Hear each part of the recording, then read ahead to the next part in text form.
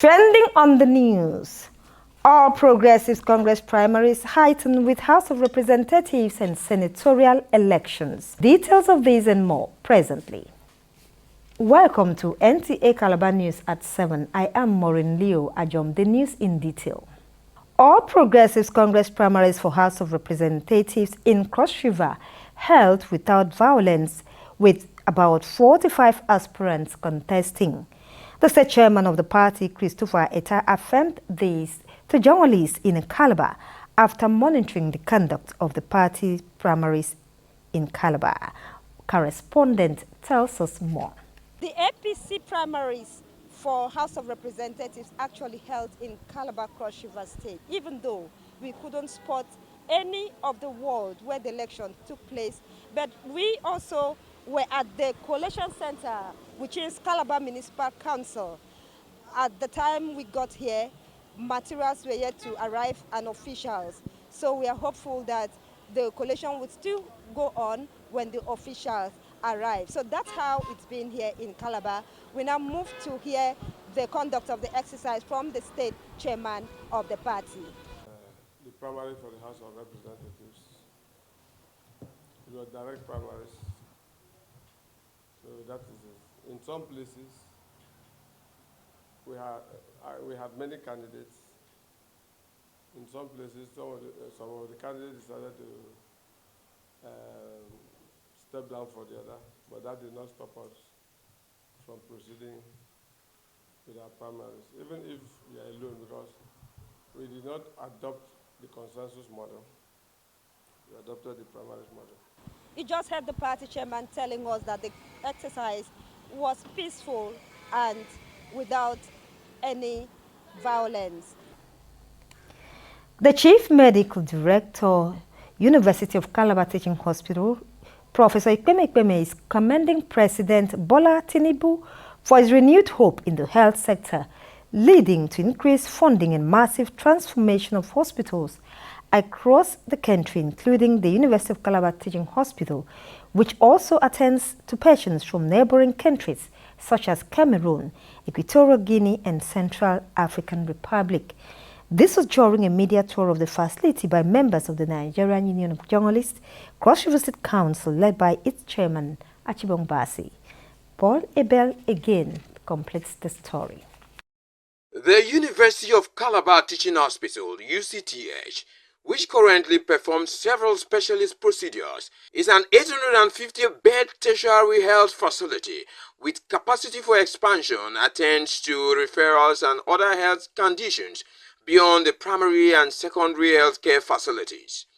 On arrival at the hospital, journalists led by the NUJ Cross River State Council chairman were received by the chief medical director and taken on a tour around various departments, renovated and remodeled medical wards, clinics and units, which were also unveiled during the visit. Some of them include male and female medical wards, family medicine and ophthalmology clinics, the ultra-modern 14-level world standard intensive care unit ICU, well equipped to handle critical emergencies, 60 students capacity modernized and electronic medical library, MRI unit, 6-suite main theater undergoing renovation, reception halls, among others, named after notable medical professionals who contributed to the growth of the institution. The project reflects the renewed hope for healthcare by President Bola Tinubu, aimed at improving patient comfort and boosting healthcare delivery across the country. As the hospital currently runs dozens of specialized units designed to meet the growing healthcare demands of patients within and outside Cross River State to reducing medical tourism. At the end of the tour, the CMD briefs the press, while the NUJ chairman also expresses satisfaction with the efforts of the federal government and the CMD. Hip replacements, knee replacements, brain tumor surgery, minimal access or keyhole surgery, urologic procedures, we're doing a lot of them. We've got to appreciate the federal government, the president, Siraju Ahmed Bola Tinubu. We have to appreciate him. We have to appreciate the Federal Minister of Health, led by the Honorable Coordinating Minister of Health, his Minister of State, and the Permanent Secretary, for the things that have been put in this place for the benefit of our people. If you know the cost of a 1.5 Tesla MRI, then you will understand the value of the comments I have just made. It takes a government and a ministry that loves the people it serves to sink in over 2-point-something billion to buy one piece of equipment for one federal tertiary hospital. There is so much innovation. There is so much going on in this facility that we would never have known if we did not step in here. And I also want to lend my voice to it to commend the federal government, the President of the Federal Republic of Nigeria, His Excellency Bola Ahmed Tinubu, and the Federal Ministry of Health. This visit by journalists and the state-of-the-art facilities showcased by the UCTH is also a clarion call for well-meaning Nigerians to collaborate with the health institution. In Calabar, Paul Abel, NTA News. We now take a break and the news continues. Stay with us.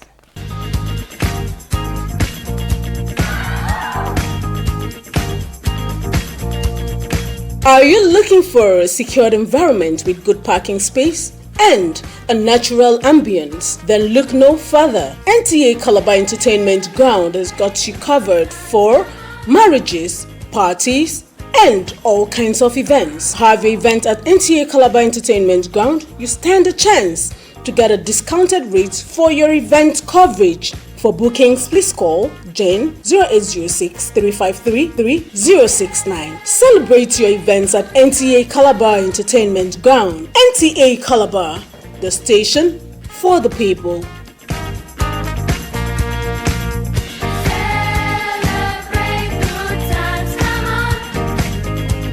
Welcome back to the rest of the news. Rural teenage girls and young mothers in Odukbangi local government area have been empowered through education, mentorship, and vocational training to enable them become community leaders and nation builders. This benevolence is coming from a woman-led non-profit organization called Girls Leading Africa, founded by Gifty Umar. Correspondent was at the graduation ceremony of the Girls Now reports. Girls Leading Africa aims to break stereotype and prepare young women for leadership. It has a mission to provide educational support and practical digital skills to rural girls, enabling them to become community leaders and nation builders. These girls have been trained on tailoring, catering, hairdressing, and computer skills. For the set in 2026, the girls have been equipped with vocational and interpersonal skills to take responsibility for their lives and community, while also fostering a mindset and attitude geared towards value creation and service to others. Most of these young girls, if you come into a community like this, discover that they get pregnant very early because they don't have anything doing.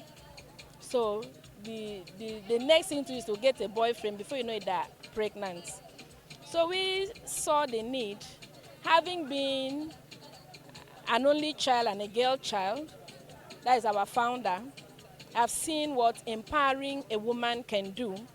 So that also drove her to seeing that even people in the community she comes from can also benefit, can also understand what it means to empower girls. With what I've been learned, And the small one that I know, at least I will go up from there to make like that. I've learned Corel Draw, Microsoft Word, PowerPoint, and Excel. Girls Leading Africa believes that when a girl is educated and empowered, she grows to be a woman who is part of decision-making processes in her community, changing dynamics, silenced voices heard, healthy and educated children raised, and economies grow. I feel that by the grace of God, we are focused, she is focused, and we are trying the family. We are encouraging her and also praying that God will bring the vision into a fruitful standard. We noticed that the young girls were rather running after young men, getting pregnant anyhow, falling out of school, and they looked rejected, no future. They were so discouraged about life. So we felt that there is life, there's a way out. And so this our daughter who is outside the country saw the need of gathering these young ones who lost hope of life, gathering them and giving them hope. We enroll girls at the time like this period. We train them for 1 year, and at the end of 1 year, we do this event to celebrate. Best graduating girl in various clusters of the training was empowered with startup packs to continue to excel, while certificates were also presented to them for the training. Girls Leading Africa says it envisions a world where girls in rural communities have access to opportunities, resources, and support like their urban counterparts. The remains of a professional teacher and distinguished music lover, late Ephraim Umoifrim, have been laid to rest at Hawkins Cemetery, Calabar. The funeral service was conducted by the Presbyterian Church of Nigeria, Foot Ekondo Parish, Calabar.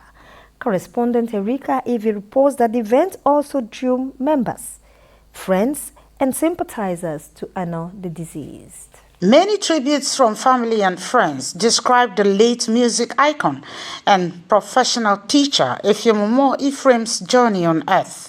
The officiating minister, Most Reverend Akimeri Mber, in his message, "The righteous will die only once," advised Christians to surrender their lives to God to avert eternal damnation. Kill 1,000 people in a day, and let that be your routine practice every day. 1,000 people are killed by your hand. Your own day will come. You will die. In a biography read by one of the deceased daughters, the late Ephraim Ephraim, fondly called Jatamanta, Pali, and Powerless by friends and associates, was born to the family of the late Chief Joseph Umoifrim of Tete Umoifim in Akbabu local government area. He obtained his bachelor's degree in art education and his master's degree in education in 2002. The deceased was honored with several awards in society. Mr. P was born on the 5th of March 1960 into the family of late Chief Joseph Umoifrim, a descendant of Oba Umoifrim Tete of Umoifrim Tete Royal Family Dynasty, Akabio, Cross River State. Different groups celebrated the music icon with songs.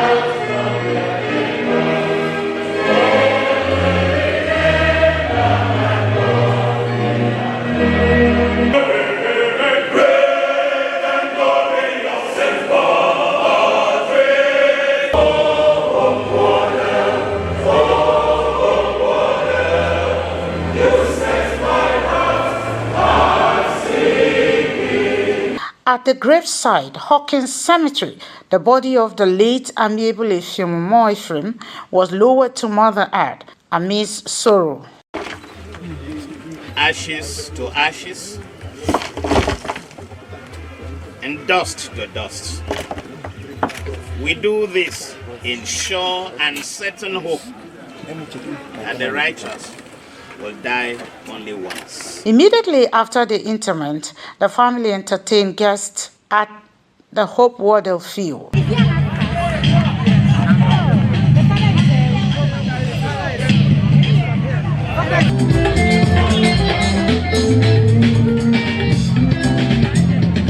wife and children extolled the deceased sterling qualities.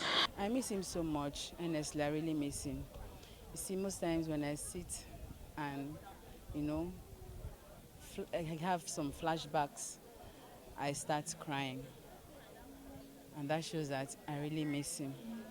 He taught us how to be happy in whatever kind of situation. His legacy keeps living on, not just in our own lives as immediate family, in other people's lives. In fact, anytime we turn around, we'll see people whose lives have been touched by him. He's this kind of person that is a jolly, jolly fellow. He's a jolly, jolly fellow. You can find humor in everything. You can see, even if an insect is perching somewhere, my brother can see some humor out of it.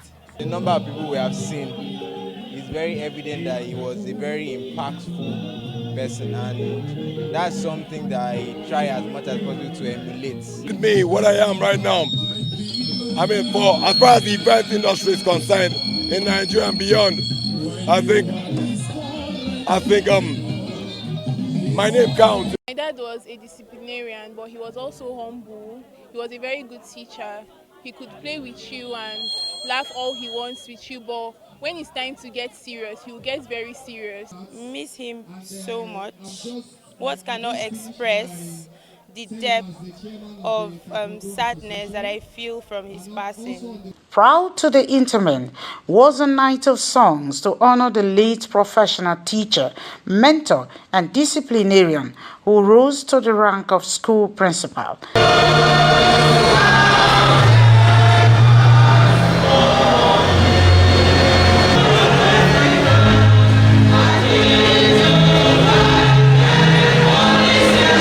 In Calabar, Erika Evie, NTA News.